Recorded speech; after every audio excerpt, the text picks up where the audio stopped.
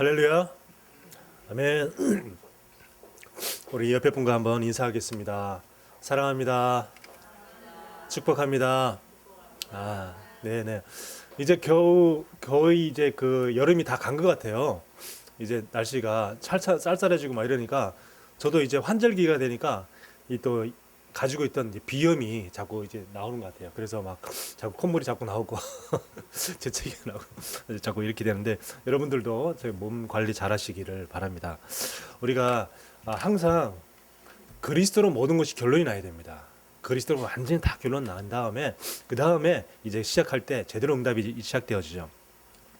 저는 이제 이 원래 뭐 어릴 때부터 교회 다녔지만 성경을 잘 안 읽었어요. 근데 이제 그리스도로 결론 나고 난 다음에 성경을 보니까 이게 얼마나 많은 이 비밀이 그리스도의 비밀이 이 성경 곳곳이 다 들어있구나 이걸 많이 알게 되었습니다.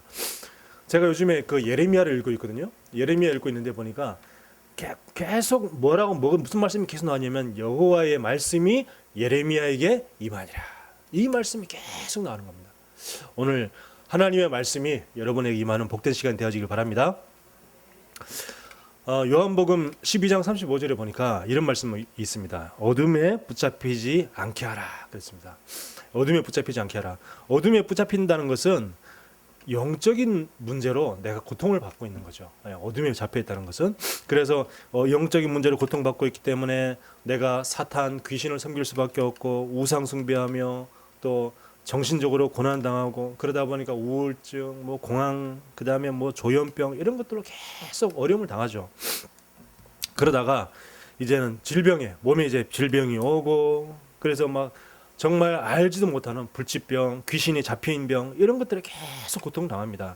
자 그러다가 나중에는 이제 지옥에 가는 그런 이제 후대 문제까지 이제 계속 전달되어집니다.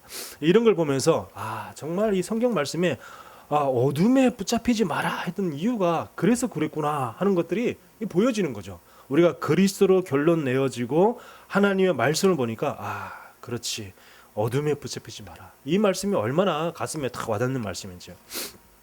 요즘에 사람들은 거의 다 이렇게 물질 중심, 성공 중심으로 살아갑니다. 옛날에는 전혀 생각지도 못한 일들이 지금 계속 벌어지고 있잖아요. 예를 들면은 군사 기밀을 돈을 받고 다른 나라에 팔아 넘기는 거예요. 군사 기밀을 우리나라의 중요한 군사 기밀을 뭐 북한에 팔아 넘기기도 하기도 하고 막 이런 일들이 이제 계속 벌어지는 겁니다. 그런 걸 보면서 진짜 돈 때문에 뭐 이제 안 하는 일이 없어요. 그리고 청년들이 요즘 이제 살기 힘들고 팍팍하다 보니까 무슨 일을 많이 하냐면 마약 전달책, 마약 이렇게 옆에서 누가 받아가지고 중간에 전달해주는 그런 역할을 우리 청년들이 그걸 해요. 옛날 같으면 그런 거 어떻게 하냐 이런 일인데 요즘에는 뭐 힘든데 뭐 내가 당장 힘든데 뭐 그게 뭐 남이 뭐 마약에 중독되든지 말든지 내가 돈 버는 게 중요하지 뭐 이렇게 생각하고 아니면은 그 다음에 이제 보이스피싱 그 이제 현금 찾아서 전달하는 거 이런 일들이 우리 청년들이 거의 다 이제 들어가고 있고 그러다 보니까 또 많이 경찰에 잡히기도 하고 이런 일도 많이 생기고요. 그러니까 돈 된다 그러면 무슨 일이든지 다 하는 거죠. 뭐 돈만 된다 그러면 나중에 영적 문제가 오든지 말든지 아무 상관이 없습니다. 그래서 요한복음 12장 36절에 보니까 빛을 믿으라 그랬습니다. 빛 대신 예수 그리스도를 붙잡아라. 그리스도를 믿어라. 그리스도 붙잡을 때에 네가 어둠에서 완전히 해방된다. 네가 어둠에 붙잡힌 그것에서 나올 수가 있다. 그리스도 아니면 절대 해결되지 않는다. 이거를 예수님이 쭉 말씀하시는 겁니다. 그래서 이 구원은 뭐냐면은 종합 선물 세트예요. 요즘에는 그런 게 없는데 예전에 제가 어릴 때 이제 그 명절이나 아니면 명절 아니더라도 이게 부모님이 이게 종합 선물 세트라고 과자를 딱 여러 가지 과자 들어있는 그런 거 딱 사다 주면은 그게 그렇게 기분 좋고 맛있어요. 그래서 그 뭐 1년에 뭐 한 몇 번 안 되죠. 뭐 1년에 한 2번 뭐 이 정도 이렇게 받으면은 그 종합 선물 세트 이것도 먹고 막 나중에 아껴 먹고 막 이렇게 이랬던 그런 기억이 있습니다. 그 제가 가만히 복음 알고 보니까 그래 이 복음이 바로 종합 선물 세트다. 복음 안에 우리의 모든 것들이 되어 있습니다. 지혜와 지식의 모든 보화가 감추어 있느니라 그랬습니다. 그러니까 주의 지혜와 지식의 모든 보화가 드러나 있느니라. 이렇게 하면은 그런가 보다 하는데 감추어 있느니라. 그 말이 거기에 이제 비밀이 있는 거죠. 우리가 기도를 통해서 복음 속에 감추어진 그것을 우리가 찾아내는 겁니다. 그래서 하나님 우리에게 기도의 비밀을 가르쳐 준 거죠. 자, 그래서 요한복음 1장 4절에 보니까 예수님이 그리스도가 빛입니다. 예. 그리고 이사야 60장 1절에 보니까 일어나라 빛을 발하라 여호와 영광이 내 위에 임하였음이라. 예. 우리에게 빛이 이미 와 있다는 거죠. 이미 빛이 와 있기 때문에 우리가 와 있는 그 빛을 내가 있는 현장에서 바라기만 하면 된다. 60장 3절에도 보면 나라들은 내 빛으로 왕들은 비치는 내 광명으로 나오리라. 그 말은 내가 이 그리스도의 빛을 비추고 있으면 하나님이 구원받을 자를 계속 보내준다는 거죠. 예. 여러분들이 이 그리스도의 빛을 소유한 하나님의 자녀인 줄 믿습니다. 오늘 말씀은 예수님이 제자들에게 하신 중요한 말씀들입니다. 무리에게 하신 말씀이 아니고요, 제자들에게. 예. 그리고 이 제자들이 어떤 자세로 이제 앞으로 살아가야 될 것인가, 이 세상에 너희들이 어떠한 자세로 이 세상을 살아가야 될 것이냐, 이런 것들을 쭉 이렇게 말씀하시는 귀한 말씀들입니다.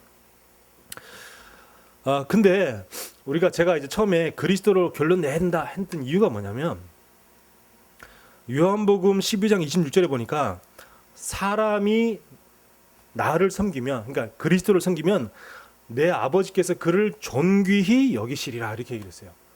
우리가 그리스도만 계속 얘기하면 하나님 그 사람을 존귀히 여기신다는 거예요. 예. 우리가 하나님 이야기는 누구나 다 합니다. 그렇죠? 저도 뭐 어릴 때 교회 신앙생활 했었기 때문에 뭐 하나님 뭐 믿고 또 하나님 늘 부르짖고 또 하나님께 기도하기도 하고 뭐 이런 거 많이 했었습니다. 근데 제가 가만히 내가 복음 깨닫고 난 다음에 뒤를 돌아 생각해 보니까 내가 근데 하나님을 많이 부르지만 예수를 많이 부르지 않았고, 더 안 불렀던 것은 그리스도는 더 안 불렀던 것 같아요. 예, 그리스도는 더 안 불러. 왜냐하면 몰랐으니까. 그리스도가 비밀이 몰랐으니까 안 부르고 그냥 하나님만 늘 찾고 하나님만 늘 부르짖었던 것 같아요. 저와 여러분들이 정말 그리스도를 계속 불러서 하나님께 존귀히 여김을 받는 그런 저와 여러분 되어지길 바랍니다. 자, 그럼 오늘 본문의 말씀 속으로 한번 들어가 보겠습니다. 자, 21절에 보니까 이때로부터 예수 그리스도께서 쭉 나오시면서 자기가 고난받고 죽임당하고 그 다음에 부활할 것을 쭉 설명합니다. 근데 여기서 중요한 말씀이 뭐냐면 이때로부터 이 말이에요. 이때가 언제입니까? 바로 지난주에 얘기했던 베드로가 주는 그리스도시요 살아계신 하나님의 아들이십니다. 이 고백을 한 이때로부터. 이때로부터. 그러니까 그 고백이 굉장히 중요한 고백이죠. 마태복음이 1장부터 28장까지 있어요. 1장부터 28장까지 있는데 언제부터 확 바뀌냐면 베드로가 주는 그리스도시요 살아계신 하나님의 아들이십니다 한 그 전과 그 후가 확연히 바뀝니다. 그러니까 복음을 베드로가 고백한 그 이전에는 1장부터 16장 16절까지는 예수님이 막 치유도 많이 베푸시고 그리고 막 기적도 많이 베풀고 이런 거 많이 했었어요. 사람도 많이 고치고. 그런데 16장 16절부터 그 이후부터는 마지막 절까지는 치유가 나오긴 하지만 치유는 별로 안 나와요. 몇 개 안 나와요. 그 다음에 다 뭐냐, 말씀으로 계속 가르치는 이야기만 나옵니다. 완전히 바뀐 거죠. 분위기가. 왜 그렇게 합니까? 그전에는 그렇게 안 하면은 복음을 깨달을 수 없으니까 계속 기적을 베풀고 사람을 계속 고치고 치유하고 그리고 막 기적 베풀고 오병이어 기적 베풀고 또 그다음에 칠병이어 기적 베풀고 이렇게 많은 기적을 베풀어야지 그래야 겨우겨우 복음을 깨달으니까.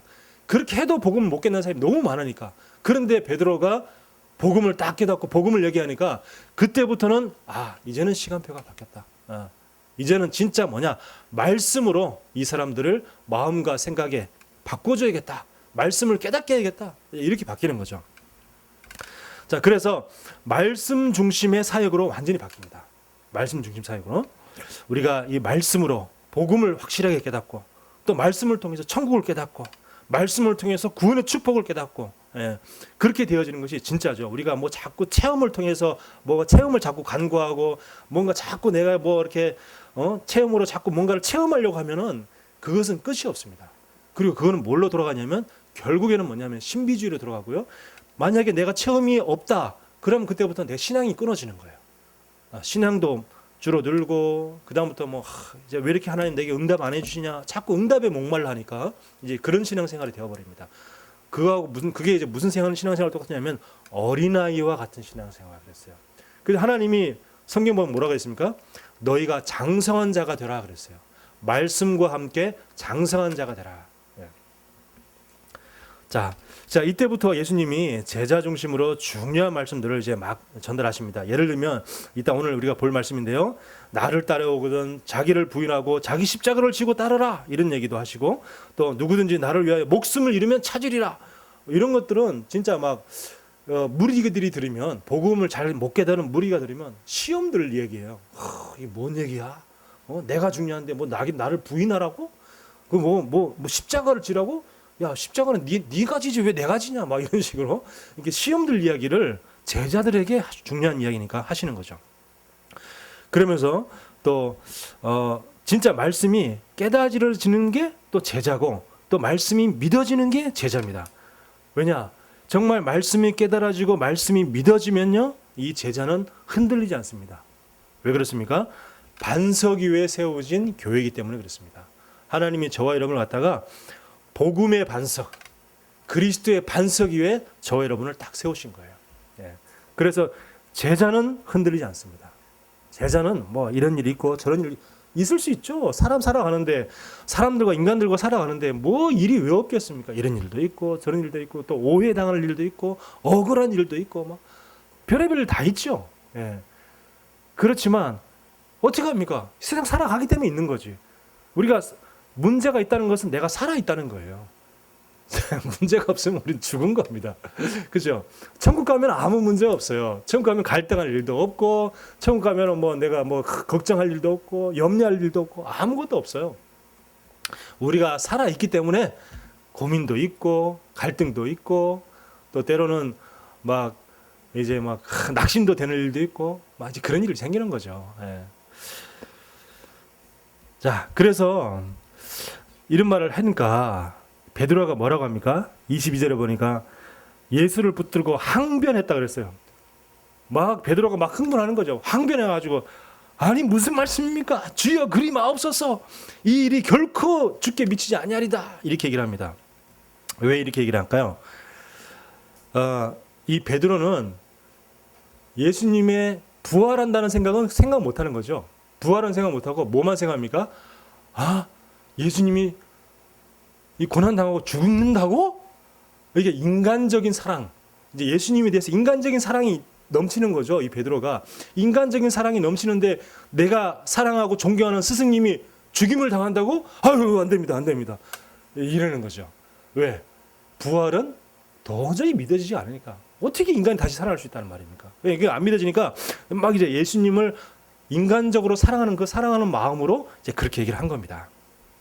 자, 그렇게 얘기를 하니까 예수님이 사단아 내 뒤로 물러가라, 너는 나를 넘어지게 하는 자로다, 그러면서 하나님의 일을 생각하지 아니하고 사람의 일을 생각하는구나, 이렇게 얘기를 했습니다.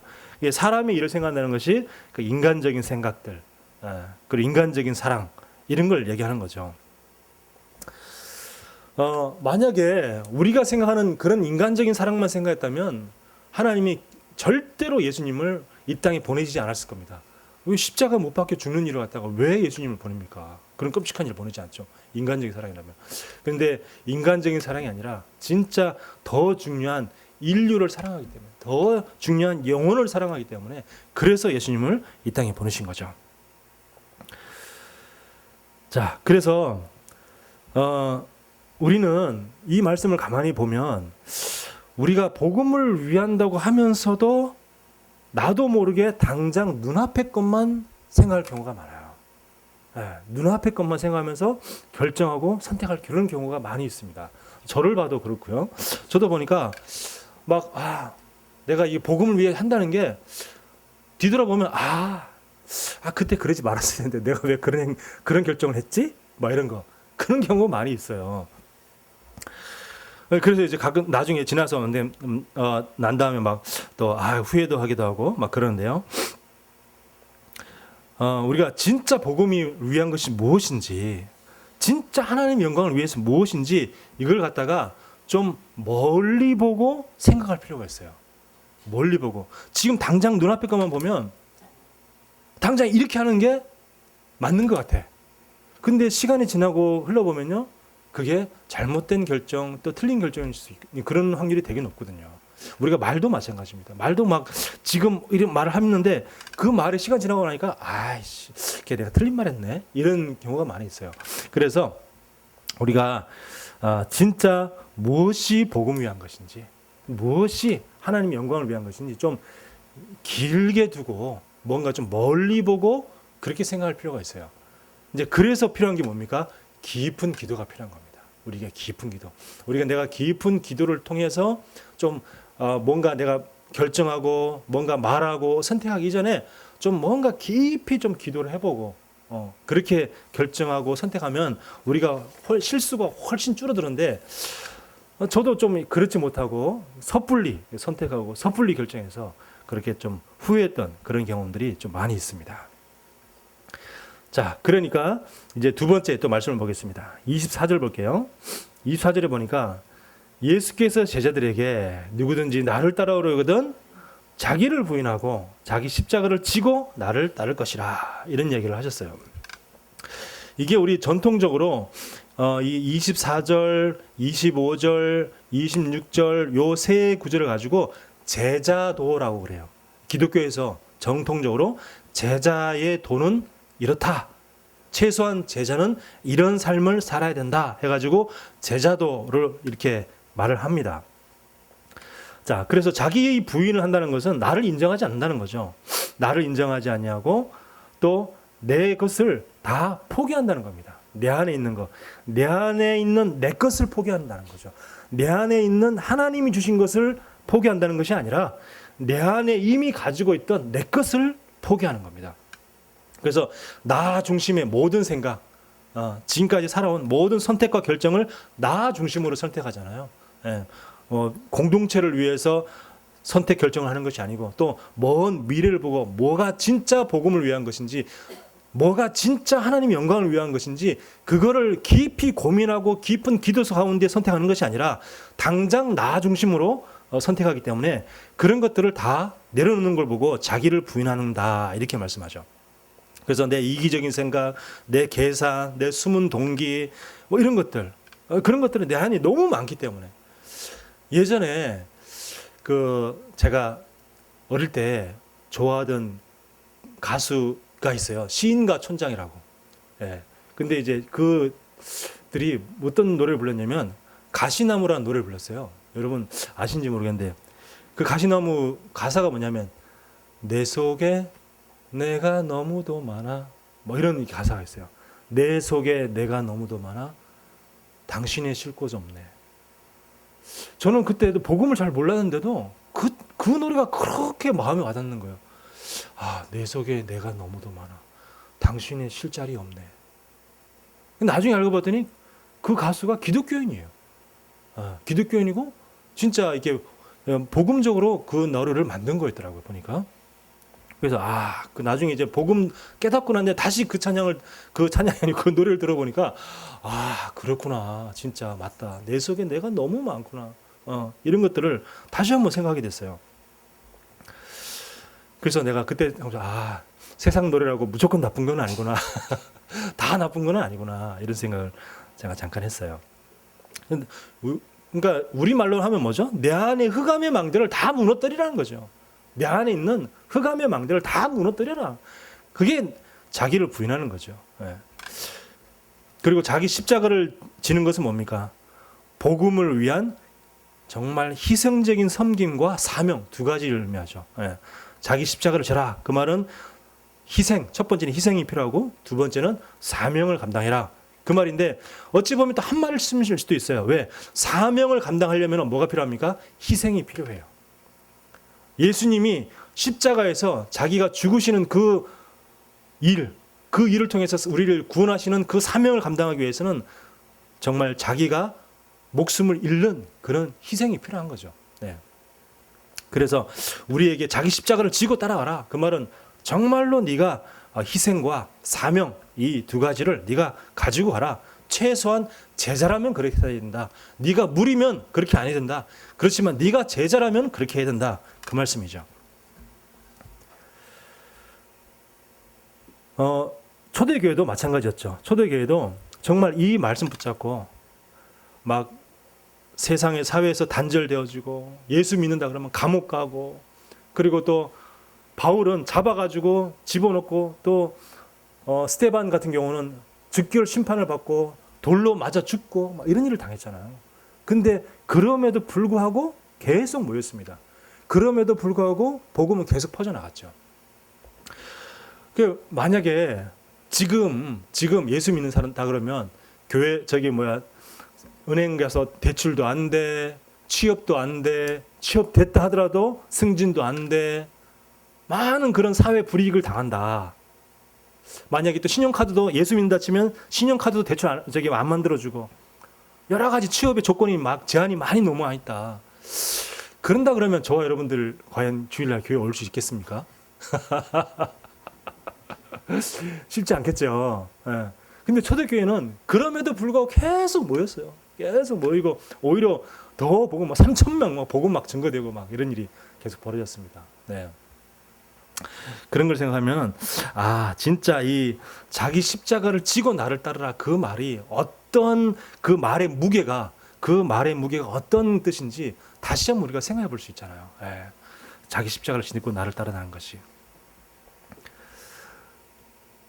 지금도 어제 제가 그 어떤 신문 우리 그 윤광식 장로님이라고 우리 교단에 우리 다락방 안에 있는 그 어떤 장로님이 운영하는 그 인터넷 신문 보니까 이제 거기에 나와 있어요. 기사가 그 파키스탄에 정말 고난 당하고 핍박받고 그러면서도 이게 신앙생활을 하고 있는 그런 내용을 쭉 보면서 정말 저것이 바로 자기 십자가를 지고 나를 따라 예수를 따라가는 그 모습이 아닌가 이런 생각을 했어요. 25절 봅니다. 25절에 보니까 누구든지 제 목숨을 구원하고자 하면 잃을 것이요 누구든지 나를 위하여 제 목숨을 잃으면 찾으리라 이렇게 말씀하셨습니다. 이게 목숨이라고 하는 것은 꼭 우리가 생명만을 의미하는 것이 아니고 목숨이라는 것은 우리의 육신을 의미합니다. 내 육신. 내가 육신을 위해서 살고자 하면 네가 잃을 것이고 그렇지만 네가 복음을 위해 그리스도를 위해 살고자 하면 네 육신도 살아날 것이다. 그 말씀입니다. 우리가 영적인 축복을 다 제쳐놓고 내가 육신의 이익만 위해서 또 세상 성공만 위해서 그렇게 살아간다면 그것들은 다 잃게 될 것이고 그리고 네가 진짜 복음을 위해서 그리스도를 위해 살아간다면 그 모든 헌신 그것이 다 너에게 돌아오게 될 것이다. 네, 그 말씀입니다. 세상에서 성공하지 말라는 의미가 아니죠. 세상에서 성공하지 말라는 의미가 아니라 성공하되 그 성공한 이후에 너를 위해 살 것이냐 아니면 주를 위해 살 것이냐. 예, 성공의 이유가 뭐냐? 성공의 목적이 뭐냐? 나를 위해 성공할 것이냐? 주를 위해 성공할 것이냐? 그거를 말씀합니다. 네. 그래서 이순신 장군도 이런 얘기했잖아요. 임진왜란 때 생즉 필사, 사즉 필생. 살고자 하는 자는 반드시 죽을 것이요. 죽고자 하는 자는 반드시 살 것이다. 이순신 장군이 그렇게 얘기를 했어요. 그렇게 얘기하면서 이제 부하들을 막 독려하고 막 그랬잖아요. 그것도 때로는 좀 이렇게 그 전체 기강을 잡기 위해서 좀 약간 그 엄하게 다스리기도 했어요. 이순신 장군이. 예를 들면은 그 막 군대 그 법규를 어기고 막 탈영하고 도망간 사람들은 잡아다가 그 자리에서 이렇게 군법으로 목을 뱄어요. 자기 병사들 보는 앞에서. 왜냐하면 그렇게 해야지만이 뭔가 이렇게 겁을 먹고 도망가는 그런 일이 없으니까. 그래서 조금 약간 그렇게까지라도 한 이유는 뭐 이렇게 뭐 겁을 주고 막 겁박하기 위해서 그런 게 아니라 진짜 너무너무 연약한데 우리가 이 조선의 군사들이 너무 약한데 저 수많은 일본군들을 싸워서 이기려면 이 정도는 해야지 이렇게 단결되겠다 하는 그런 의미가 있었겠죠. 예, 그래서 그렇게 됐습니다.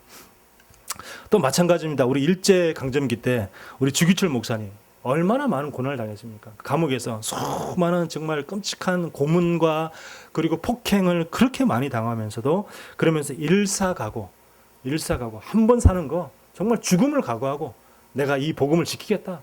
저 신사참배는 우상숭배인데 우상숭배는 내가 할 수가 없다.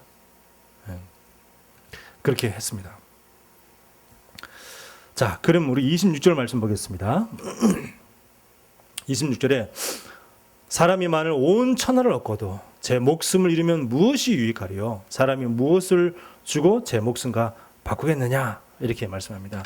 네 모든 걸 다 가지고 성공하고 다 가지고 난 다음에 우리가 지옥 가면 무슨 의미가 있냐? 또 네가 구원 받았다 하더라도 네가 모든 걸 다 가지고 네 목숨 다 내라. 그러면은 그게 네가 다 가진 거하고 뭔 소용이 있겠냐? 뭐 돈도 주고 아파트도 주고 막 차도 주고 모든 거 다 주고 난 다음에 네 목숨 내놔. 이렇게 하면은 그게 다 무슨 소용이 있겠냐? 이제 그거를 말씀하시는 거죠. 예. 그래서 우리가 복음을 위해 우리의 삶을 사는 것이 너무너무 중요하다. 그런 의미죠. 자, 그러면 이제 마지막 27절 말씀 보겠습니다. 이제 27절, 28절 보면 다시 오실 그리스도가 말씀하십니다. 자, 인자가 아버지의 영광으로 그 천사들과 함께 오리니 그때에 각 사람이 행한 대로 갚으리라. 자, 다시 오리니 그 말은 뭐죠? 예수님의 재림을 말씀하시는 거죠. 예수님의 재림. 예, 재림하시고 각 사람이 행한 대로 갚으리라. 그 말은 이제 심판하신다 이 말이죠. 그래서 예수님은 그리스도는 창세 전에 하나님과 함께 하시고 이 전 세계를 창조하시고 우주를 창조하시고 그리고 구원주로 성육신에서 이 땅에 오셨고 그리고 또 그리스도로 사역을 다 하셨고 그러면서 십자가에 죽으시고 부활하셔서 우리의 구원을 이루셨고 또 이제는 부활하고 승천하셔서 재림주로 이 땅에 다시 오실 것이고 그때는 또 심판주 그리스도가 되셔서 이 땅을 심판하실 것이다. 이걸 이제 우리에게 말씀하시는 겁니다. 그래서 우리가 말세 시대 때 우리가 말세 시대를 살아가는데 그러니까 말세가 언제냐면 예수님이 승천하신 이후 하늘로 승천하신 이후부터가 말세예요. 우리 말세가 뭐 지금 뭐 예수님이 죽고 난데 지금 한창 2000년 지났으니까 지금 말세가 아닌가? 예수님이 재림이 가까운 지금이 말세가 아닌가? 그게 아니라 원래 신학적 용어가 예수님이 하늘로 승천하신 이후부터가 말세예요. 말세인데 지금은 뭐라고 그러냐면 말세지말 그래가지고 말세 중에서도 거의 끝이다. 예수님이 재림이 가까이 온 시기다. 이런 얘기를 한 거죠. 그래서 이때에 우리가 이 말세 시대를 살아가는 우리에게 꼭 필요한 신앙이 뭐냐면 바로 마라나타 신앙입니다. 마라나타. 마라나타가 뭐냐면 우리 주여 속히 오시옵소서. 예, 그 말씀이 고린도전서에도 나와 있고 고린도전서 16장 22절 보면 주 예수의 속히 오시옵소서 이렇게 나와 있고 그리고 또 요한계시록 22장 끝에도 보면 주 예수여 속히 오시옵소서 이렇게 되어 있습니다. 그러니까 우리에게 필요한 신앙이 뭐냐면 이제 마라나타 신앙, 주 예수여 속히 오시옵소서. 그러니까 그 말은 또 여러 가지 의미가 또 포함되어 있는데 그냥 주 예수 없어서 속히 오셨어. 이 땅 살기 힘듭니다. 예수님 빨리 재림하시면 오겠네. 그런 의미가 아니라 예수님의 재림을 준비하기 위해서 마라나타를 준비하기 위해서 내가 빨리 복음 전해야지. 왜? 복음이 온 세상 끝까지 복음이 증거된 이후에 예수님이 오시니까 그런 의미가 포함되어 있는 거예요. 이 마라나타 신앙에는. 예. 그래서 전 세계 열방 가운데 이 복음이 땅 끝까지 빨리 복음 증거되게 했으면 좋겠다. 그래서 내가 오늘도 복음 전해야지. 이게 그 신앙이 이 마라나타 그 말씀에 포함되어 있는 겁니다. 자, 이제 결론입니다.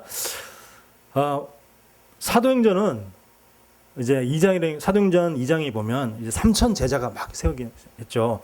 그렇게 핍박 가운데에 3천 제자가 생겼다는 것은 그 사람들이 다 제자는 거죠. 그냥 단순히 예수 믿은 게 아니고 진짜 제자인 겁니다. 그럼 오늘 말씀이 제자에 대한 말씀인데 제자에 대한 삶인데 그러면 사도행전의 초대교회의 제자의 삶은 어떻게 살았냐? 그게 사도행전 2장 42절 말씀이 기준입니다.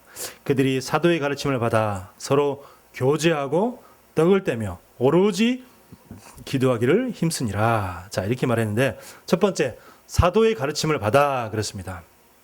우리는 주일에 최남일 목사 설교를 듣는 게 아닙니다.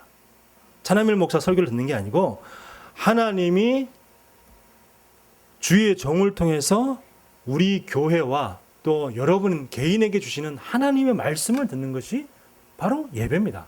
네. 그래서